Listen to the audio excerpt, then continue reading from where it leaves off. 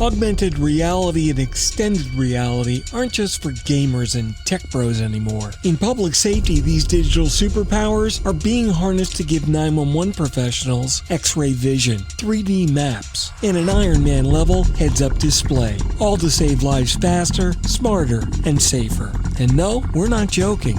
That's coming up next, right here on TiPS, Today in Public Safety. Welcome to TiPS, Today in Public Safety, your go-to podcast for today's breaking stories and public safety news. Here's your host, Fletch, with today's tips.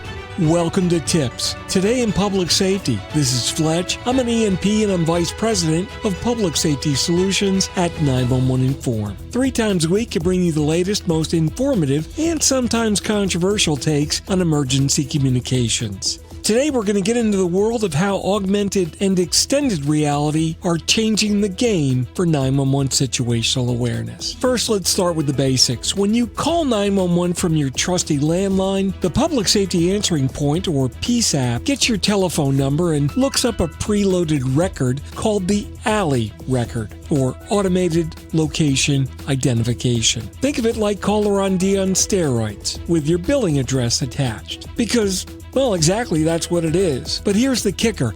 That little nugget of data is stuck at 240 characters. And that's if you're lucky. Basically, it's a glorified fortune cookie message pretending to be useful intel. Now, toss in mobile phones, nomadic VoIP, soft phones, and everything else in between, and the ALI method goes from meh to utterly useless. Today's tech is mobile, dynamic, and messy, so our location systems need to be just as flexible. Enter Next Generation 911, aka the Caped Crusader of public safety tech. NG911 doesn't rely on static records. It delivers rich, live, extensible, IP-based data, and it does it in real time. We're talking location, environmental conditions, floor plans, even personal medical info, all dynamically fed into the call taker and dispatchers, basically turning the 911 center into mission control like you thought it was. But just like every good cleaning product, wait, there's more. Because we now take that data and slap it into AR, or augmented reality, or even XR, extended reality environments. Suddenly, dispatchers and first responders aren't just hearing about the emergency, they're seeing it in detail. And here's what that just might look like. Firefighters in a smoke-filled hallway get a digital wireframe of the structure overlaid in their masks that shows walls, doors, and exits in zero visibility. Paramedics can view real-time vitals and implanted sensor data hovering over a patient's body, Iron Man style. And officers entering a school or business can now see floor plans and emergency equipment overlaid in their field of view, highlighting things like AEDs, fire extinguishers, and egress points. Wow. Now ask yourself, why are we still spending money on legacy E911 networks that can't even deliver a dynamic address? Enterprise networks, listen up. NG911 is here. The EZNets, Emergency Service IP networks, guess what? They already exist. The standards are finally ready, and the carrier networks are quickly catching up. When looking at 911 remediation, you need to design for the future and not invest in the past. Because ultimately, it's not just about location anymore. It's about overall awareness. And in an emergency, awareness is what saves lives.